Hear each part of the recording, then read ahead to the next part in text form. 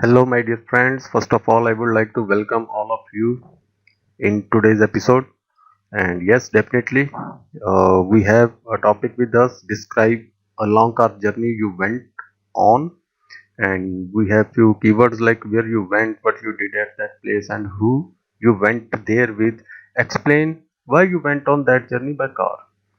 And our next topic means after this video, I have planned to cover the describe a place you visited that has been affected by pollution. So if you have not subscribed our channel, then please you need to, because I don't think so you want to miss the information. Right. This video is the part 1 of this topic, and in this part 1 we are just about to identify the tense and developing the idea. I will show you the fluency blueprint. After that I will give you a sample answer, and this topic means describe a long car journey you went on has 9 follow-up questions. So we will see these questions, and yes, definitely there are two instructions: do not fast forward, and if your listening is strong, then you can run this video on 1.25x or 1.50x.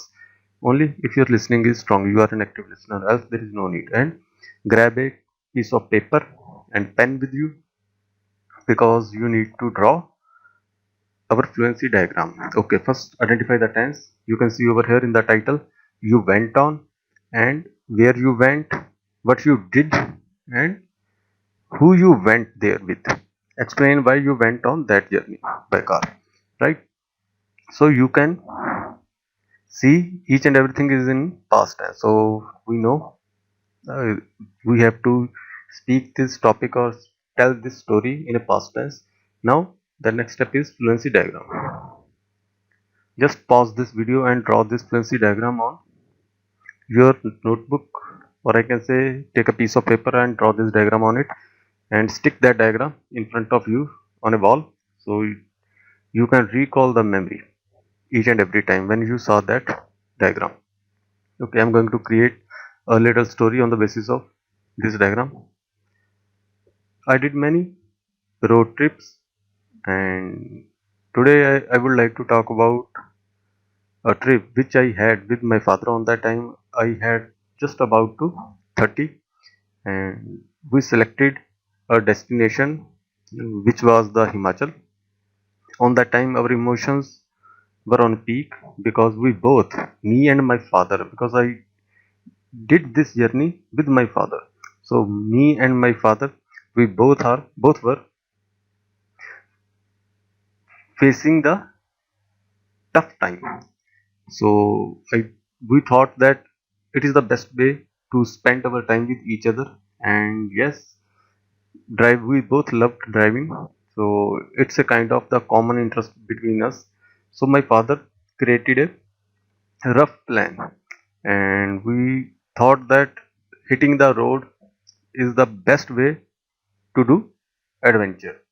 And yes, definitely my father planned that he had few friends who are living in south of the Himachal, and he thought that why would not we visit them. So it's a kind of thing like killing the birds, means killing the two birds with one stone. So first of the leg, I left, or I stayed behind the wheel, and while driving on south Himachal, roads were very busy, and driving was very hard, because even I don't know how to drive in, even I didn't know on that time how to control the vehicle in a hilly area, because I was not used to drive in a hilly area. But soon I get the hang of it, and in the beginning I faced little bit trouble, but later on I drove smoothly. And while traveling to the north Himachal, my father took the wheel, and I saw the greenery outside, and it's a kind of, I can say, very beautiful place. Fields were filled with the dots. I can say these dots represented by the flowers. So it's a kind of memory which I have, and yes, I listen to the music while sitting and relaxing in a side by seat of the driver. And yes, it's a kind of memorable, I can say, visit or trip. We learnt a lot on this trip, not about the Himachal, about their culture, yes, definitely about each other also. Means bond between my father and me become more stronger, and yes, and we easily crack that tough time with the help of this trip. So it's a kind of rough story. Now let me show you the actual cue card or actual answer. Right.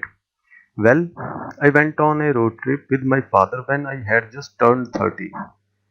The two of us decided to take the car and drive from Punjab through Himachal. We had both been through some difficult times and decided we needed to get away from it all.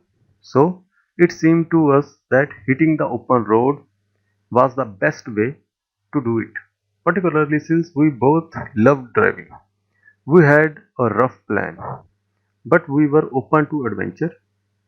In actually fact, in actually fact, we took advantage of the trip to go and visit friends in the north and south of Himachal, kind of killing two birds with one stone. So I was behind the wheel for most of the first leg through the big cities and little towns of North Himachal. I just remember those busy urban landscapes and reckless driving of the Himachal. It was hard driving in Himachal at first because of the hilly area, and I was not used to it. I had to be really careful when overtaking and especially at the roundabouts. I got the hang of it through within few days. Then in the south of Himachal, my dad took the wheel.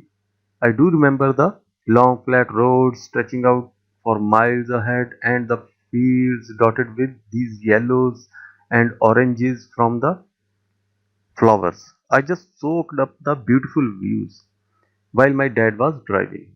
It was a really memorable trip and one, honestly, that will stay with me for years. So it was the cue card. Now, follow up questions. What is the most popular means of transport in your country? Probably the car. Most families have at least one car, and many people will commute to work by car. Certainly, for day trip and short holidays, people like the flexibility that a car offers. So, if you want to take a detour and visit a sightseeing spot, you can. Mind you, I do recognize that nowadays more and more people are being socially responsible and are using public transport such as trains and buses. What are the advantages and disadvantages of traveling by car? I would say the main benefits are convenience and comfort.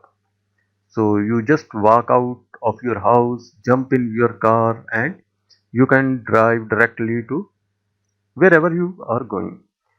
As you are traveling, you can sit comfortably, adjust the air conditioner, and even listen to music. You can do whatever you feel like. Actually, the sound downside is your carbon footprint. Driving by car is not very good for the environment. What will cars be like in the future? Future is uncertain. We can't say anything about the future now, but as far as I can see, there will be cars running on the different source of energy. By now, we have cars which do use petrol or diesel and run on electricity. However, in future, we may see cars running on solar power, biodiesel or other alternative sources. We may even see cars in the sky. What is the difference between men's and women's preferences on car? Gender difference vanished already these days. and there is hardly any difference in between men's and women's selection on cars.